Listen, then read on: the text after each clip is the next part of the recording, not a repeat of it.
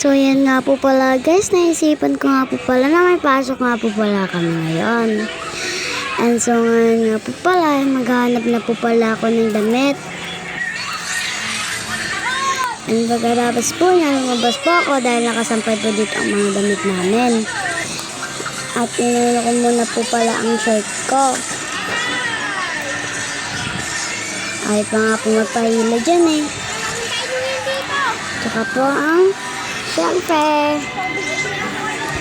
And pagkatapos po nun, ililibang ko muna po ang sarili ko.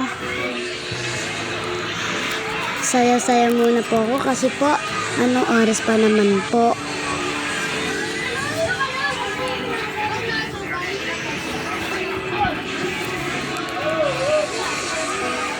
Naglilibang pa nga lang po pala ako dyan dahil wala po ako magawa.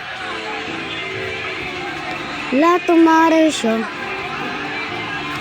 So yan nga pala, and nililibang ko muna po yung sarili ko. And ID reveal ba? Paano kung ayaw ko? Joke lang.